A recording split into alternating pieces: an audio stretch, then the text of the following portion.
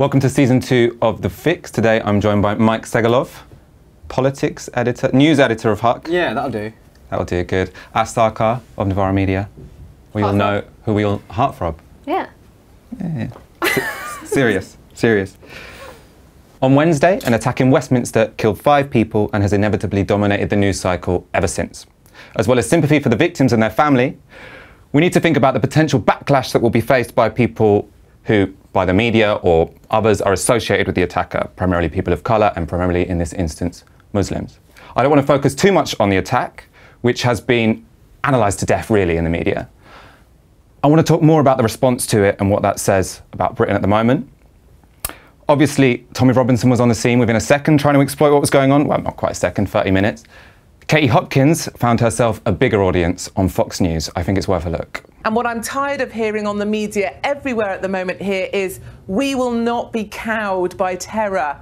We stand united. Because the big news is, that's the message in London. That is not the message here in the UK. Right. People are cowed by one particular religion, which is promoted by the Muslim mayor, Sadiq Khan, son of the bus driver. You know, that's his only credential. People are cowed. People are afraid, and people are not united. Great Britain is more disunited. It is absolutely divided more than any time in its past, and we are in fact a nation of ghettos. I think liberals here actually think multiculturalism means we all die together, and that's not a view I support.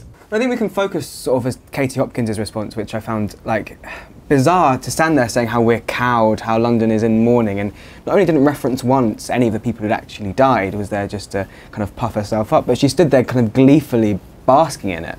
And I think that's sort of been the separation between the media responses we've seen this week. There have been some people who wanted to use this as a chance to kind of talk about terror and fear and divisiveness, and other people who've been talking about it as a spectacle. And I think there's been kind of a weird in-between debate that's come out of the coverage, which is to whether we should or shouldn't give this any media time at all, whether we're, by ignoring it, we are by not ignoring it, we're playing into their hands. And actually I think this is a much more interesting, much more nuanced debate about how we give it coverage, because I think I would argue that this does deserve to be covered in the era of rolling news and endless online headlines. But I think what Katie Hopkins there is embodying is the way that that can be done, obviously, to stir up prejudice. Ash. It's fraff, isn't it? I mean, Katie Hopkins aside, because she was barely concealing her tumescence, right? And you were right to identify her glee that this happened and that she could continue spreading her increasingly tedious brand of hate. But she's right in one thing. This is an increasingly divided society. And we can see that not just in terms of the EU referendum, but the kind of discussions around Scotland and Northern Ireland now. And also, this is just the latest in a long line of conversations about, is the presence of Muslims in our society desirable, and is it even in any way coherent with so-called like British values? I mean, are you fitting in the attack into that narrative and those broader structural issues, or the response to it? Both. Both? Both. Yeah, because it's the beginning bit of that I would potentially challenge. I'm not sure how helpful it is to look at the attacks in that context, because I think it might give it more significance than it deserves. Let's look at Simon Jenkins on this. I'm afraid, by devoting our programme you're absolutely right. There is a choice, and the BBC today has made a choice, and they've opted, if I may say so, with the terrorist. But there is a choice. We can't ignore it. No one's suggesting you ignore it, and that's what people always say when someone like me protests about how much publicity you give these incidents. You have a choice of prominence. And the prominence given to them now, I think, is aiding and abetting terrorism. I really feel that. You should choose to treat it as a crime. Under the IRA terrorists, even under the PLO ones, we treated them as crimes. In this case, probably some crazy guy, for all I know, who's gone mad, he's done something really stupid and he's dead. It's a crime. All over London, people are doing crazy things with knives and cars, and people are dying. This happens to have taken place at Parliament, which is indeed serious, and people have died. I'm not underplaying that at all. None of us are. And it should be publicised. It's quite different from ascribing it with this tremendous clutter of politics and Islam and religion. It's quite wrong, and it is a new phenomenon, not on the part of the terrorists. Terrorism is just a method of getting publicity. We're the people who give them publicity, and we're giving it to them. All right, I don't normally agree with Simon Jenkins, but that argument that seeing this one potentially isolated attack by one guy in a car in the context of Islam, politics, all these broader structural trends is not necessarily warranted or helpful. It sounded like you were disagreeing. Okay, I do not think that Wednesday's events are indicative of a coming clash of civilizations, all right? I do not think that this is indicative of a age-old conflict between the West and Islam. But to say that it doesn't have political meaning, I think obscures the fact that one, all acts of criminality, whether they're deemed criminal or not, are inherently political in some way. And B, there is a question to be had about how is it that people who have a very tenuous relationship to Islam, right? He was a convert later in life, someone who existed in some ways on the margins of society, had done time, was a petty criminal, is attracted to a violent and toxic discourse, and particularly exclusionary and poisonous view of what Islam is, and is driven to commit an act of mass violence. And I think that that is a question of political relevance that needs to be explored, and it's not about pathologizing anyone, but looking at how in the UK we create the conditions to drive people to such acts. Right. I also think there's more of a practical reality here, is in the way the news breaks now is different to how it's done in the past. Like, when we first saw these reports coming through on Twitter, like literally in real time, we didn't know what was happening. I mean, people made assumptions about it being terror, but there was no one had seen those photos, no one had made those assumptions, no one had heard those reports or statements from the Met. But we've got like rolling news cycles now. There's TV channels that need to be constantly talking, papers coming out, you know, as per usual, but also online headlines every minute of every day, people desperate for that traffic. And once you start building a story that way, once you start hyping something up, which whether we like it or not is a commercial concern for media outlets, it's very hard to then say, oh, it's not a story anymore. The way it's played out, the analysis that comes through the people like Katie Hopkins, I accept there's a discussion to be had about how valuable that is, and I think we can all agree Katie Hopkins' input was not valuable. But actually, the hype that comes with these news stories is just a natural outcome of where the media sits, and you know that's what Simon Jenkins I don't think was really taking into account. I suppose the issue there though is it's not just it was on 24-hour news, it was the first 7 pages of the Evening Standard. Like that was a form that existed before, and as well as an attempt to sell papers, that is also an ideological intervention to my mind, is to show this act of political violence as incredibly significant, as sort of to scare a public about the act of one individual that killed 5 people is itself a very political thing to do. And whereas in the case of Fox News, it's very obvious what the end there is.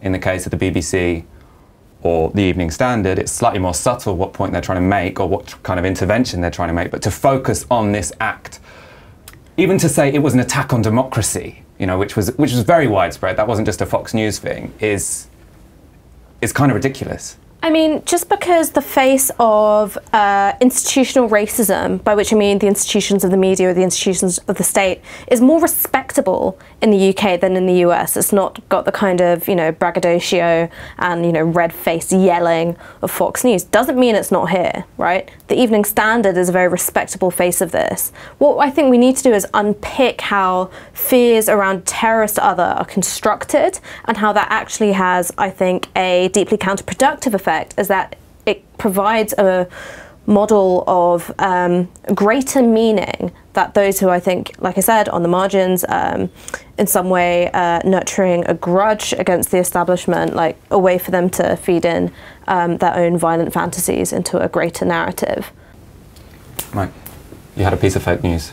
A piece of fake news? Oh yeah, my favourite story of the week was how a tube sign managed to make its way into Hansard that wasn't even real. So the report that seemed to have spread everywhere into the BBC, Guardian, and then into Parliament, written on one of these tube signs, all terrorists are politely reminded that this is London, in caps for some reason, and whatever you do to us, we will drink tea and jolly well carry on.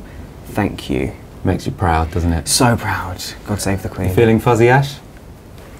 I'm just going to vomit in my mouth. But there's also a really interesting point here, and I've been trying to dissect why Londoners, or why Britain, or why at least politicians and the media are trying to say that it's a very British value, whatever that means, to get on with it. As if that in other places incidents happen, whether it's in Europe, in the States, any other part of the world, that suddenly an entire nation goes into standstill. It creates this sort of sense of heightened power, heightened sensibility, that we're superior, that we can just deal with this and no one else around the world does, which in the context of otherness being on the agenda anyway, it worries me slightly. I mean, I think there are two aspects to this.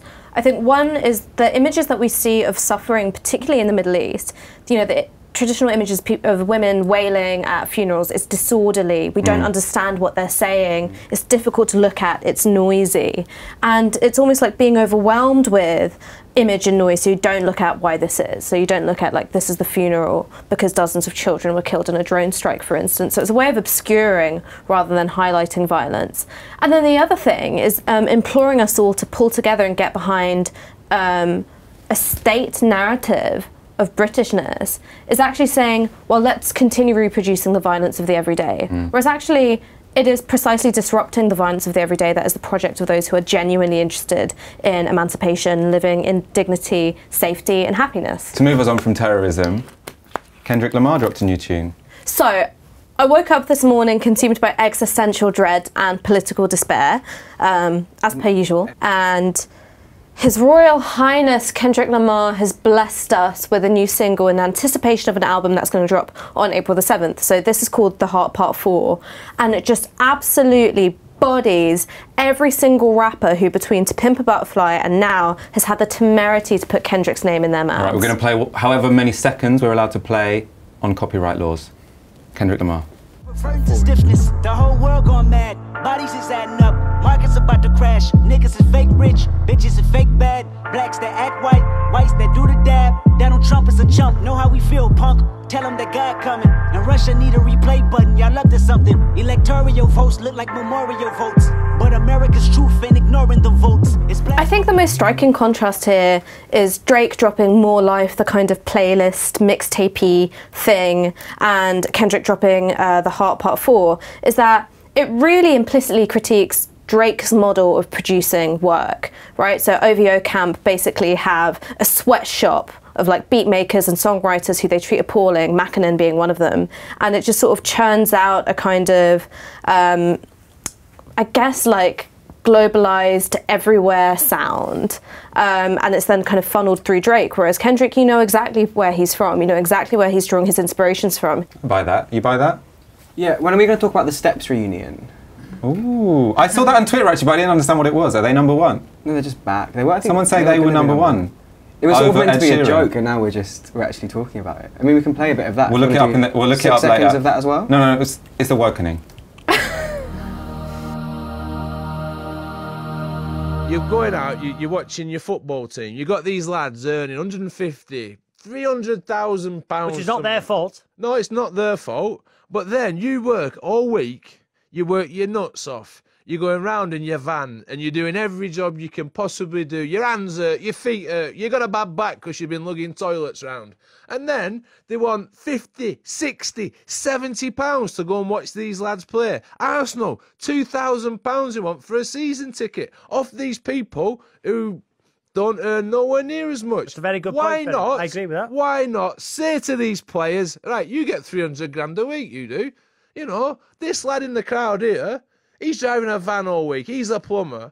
Why don't you take 150 grand a week and we can watch the match for £25? But this is the thing. This is where I can see people getting infuriated by it. Yeah, why is it so expensive to watch football? I agree with that. Bring the prices down. But Bring them down. that guy in the white Don't charge £6 for a pint and £14 for a burger and a dodgy pie. Make it inclusive. I agree. Bring your fans I in. agree, but that fan who drives a white van will absolutely be hammering that guy on 3,000 personal obscenities. He's the worst thing in the world. Shocking. That guy will nail him. Because he's going to need 60 So why would I worth. Why would I He's going to need 60 quid with you. I've stood here. I've stood in the cold. I've stood in the rain. I've gone to watch Arsenal. I paid $2 grand a year for this. They've been beaten by West Brom 3-1. Why would They're not even running. They're not even trying. Half of them, you have to wipe the footmarks out of the grass because they've not moved. Why would I want to pay? Why would I want to pay for that guy? If I give the ball away, he's hammering me. And I wouldn't want him to give 60 pence, never mind 60 quid. There's no meat in your pies. From the bottom of our hearts, thank you, Freddie Flintoff, for services to wokeness. That is how you sell a maximum income. Come on. I mean, I obviously totally agree that there should be a limit to inequalities between those on the lowest earnings, those on the highest. I obviously agree that football season tickets should be cheaper. However, fundamentally, this is a misreading of what's been going on at Arsenal. What we see with their poor performances is actually an example of workers' self-organisation, strike, sabotage. Is this a players' strike? Yeah, essentially, to displace a parasitic management class, i.e. You don't like Wenger? I love Wenger. Team Wenger out? No, I want Wenger in. I'm a Spurs fan. Okay. I think I see. Really good for us ascending the league table. But what I'm saying is that this is a classic liberal misreading of a Marxist dynamic. That's not a liberal misreading. That's like maximum income. That's like clock them off at 150k so the workers can get in for less money. Not abolishing the wage relation, though, is it? It's reformist. We'll give it reformist. What do you think, Mike? About football? No, about Freddie Flintoff. Yeah, I do think you buy it? Yeah, I do. I felt he was impassioned. I really enjoyed it. I don't know what the Arsenal debate is, but I do think there's, if I'm honest with you, but I do think there's an interesting point to make about. It felt to me a little bit like his narrative was only framed in because they're not playing very well. Like that was seemed to the undercurrent there was these people you've paid money to see aren't performing.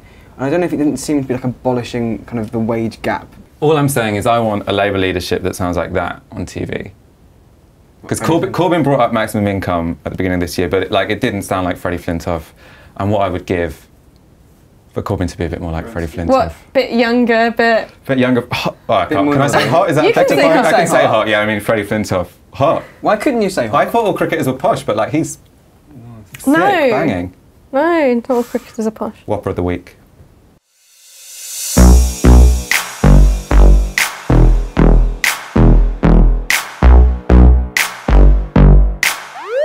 Ash, you chose this week's Whopper of the Week.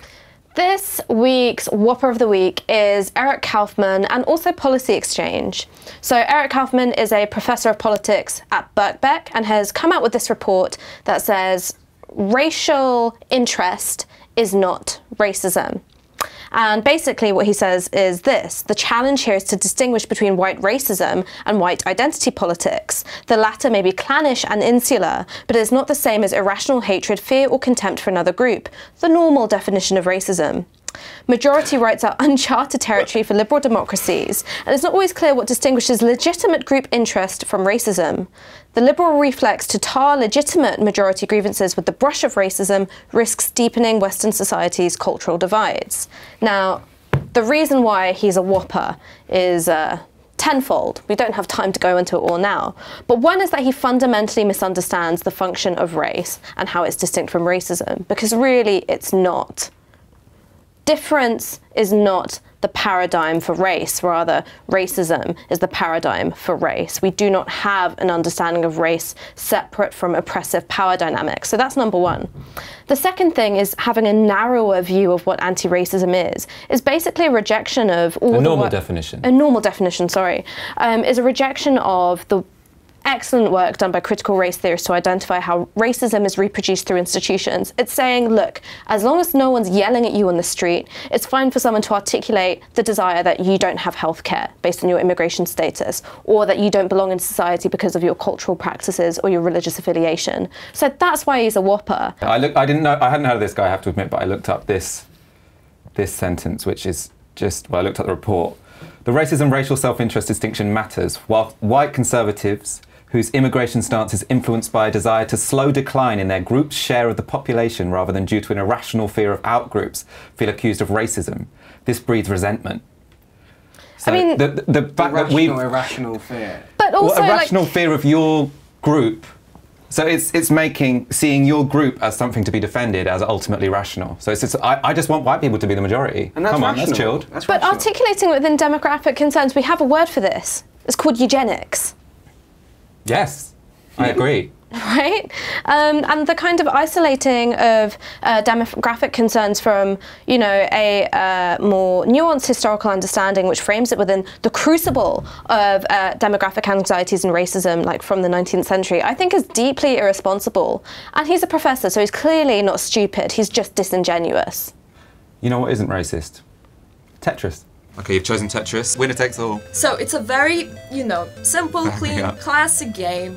Everyone can do it. When did Tetris come out? When did Tetris come out? It must have been like late 70s, and it was also came out in the Soviet Union. Oh, this is from the Soviet Union! This is sick! Is there a hidden ideology to Tetris? Yes, it is a belief that all your achievements, when they pile up, they disappear.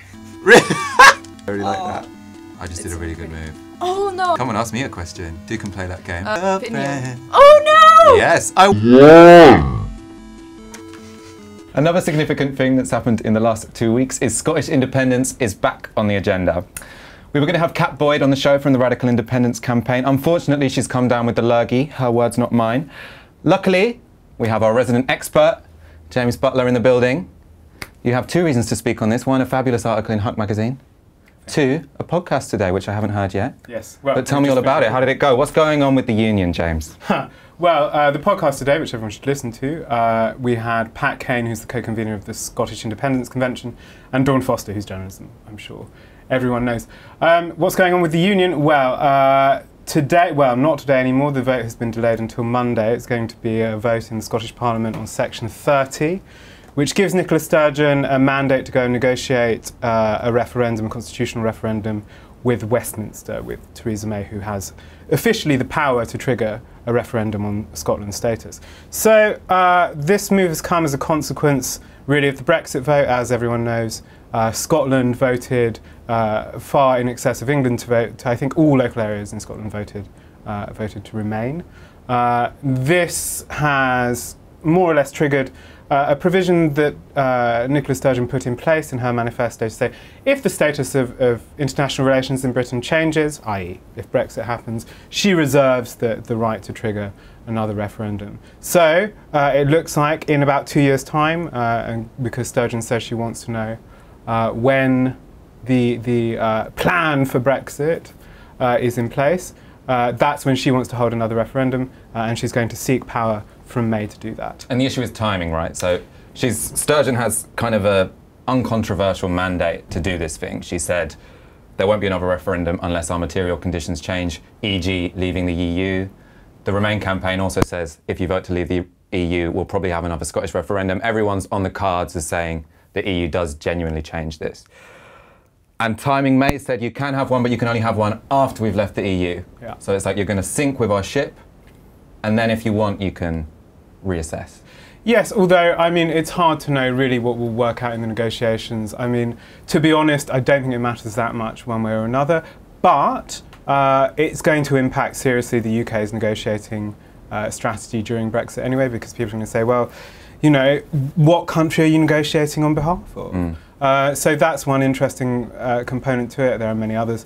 I think the timing is a moot point, really. But certainly before Brexit, possibly allows Sturgeon a greater ability to sort of sidestep some of the problems that she'll have over the question of EU membership for Scotland, for an independent Scotland.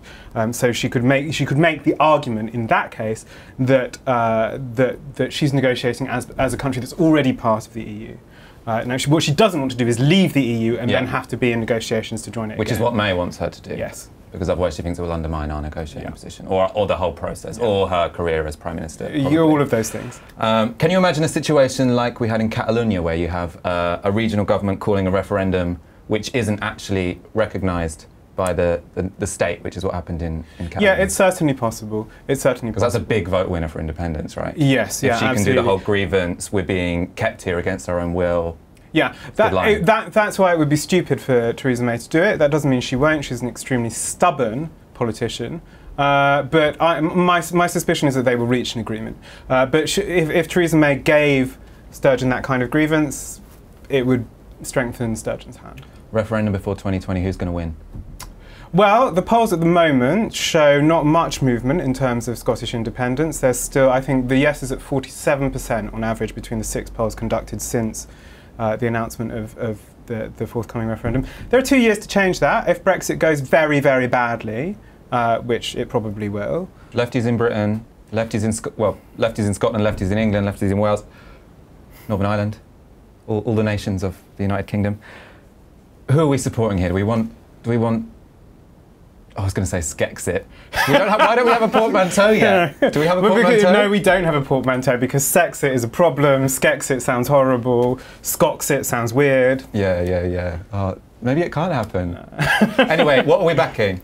Well, I mean, I think I agree with Tim Clark here, who reflected after the last one that to rid oneself of the UK and its imperial history is simply an act of elementary political hygiene. Yeah. The UK's role in the world internationally is one that is almost uniformly negative. Yeah. So, you know, for that reason alone, I think it's good to back it. However, there are important old left critiques of, you know, sort of nationalist independence struggles, which are all about, you know, actually, well, this is a cross-class thing, and it's really, really easy to use the figure of the nation to kind of damp down redistributive campaigns, so campaigns that want economic justice. Yeah, I mean, I think one of the strongest arguments is, if you were in Scotland and you want a progressive future, are you going to hitch your future, the potential for a brighter Scotland, to the British left?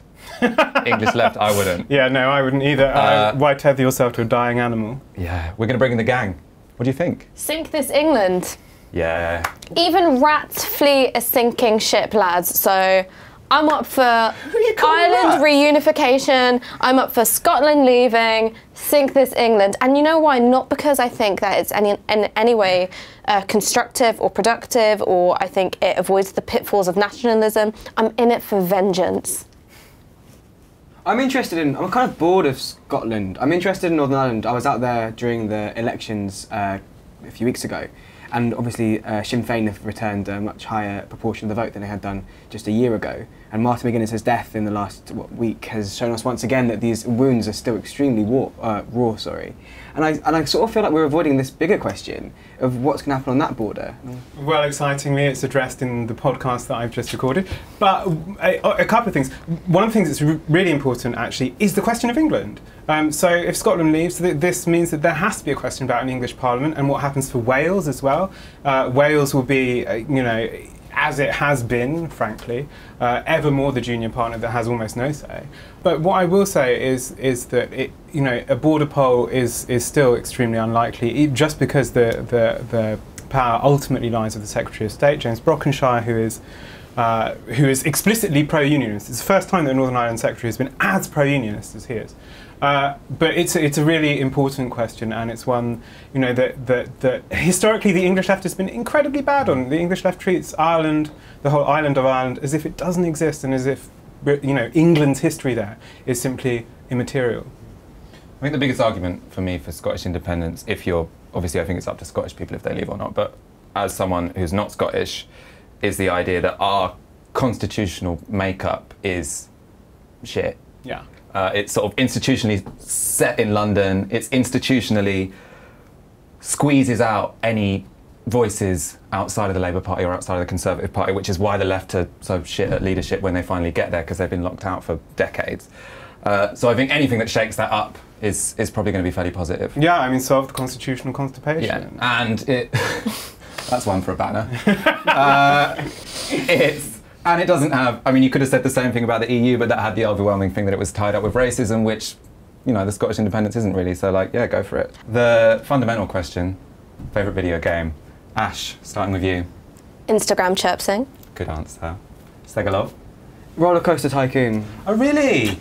I used to play that and I kind of felt afterwards a bit sad that I'm ashamed of myself now. Like a year of my youth on the computer employing someone to clean up sick, which was it was that, or part like of the build game. swimming pools and then drown people in The Sims. So yeah, it's Dark World. One or the other. Yeah. Did you never do that? James? No, I'm what's your afraid vice? it's just, don't ask me what my vice is, but in terms of favourite video games, I think no. Tarkovsky. I don't play them. You must have once played a video game at some point. Yeah, no, I played all the Nintendo 64 things when I was a kid, yeah.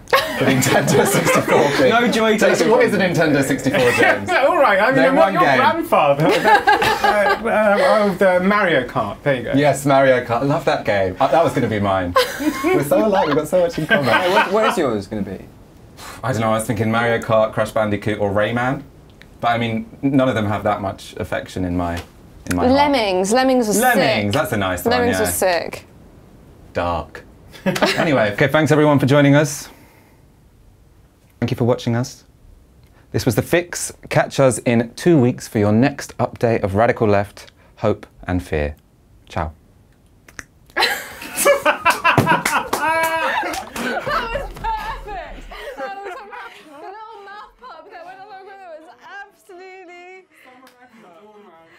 Right, are we done?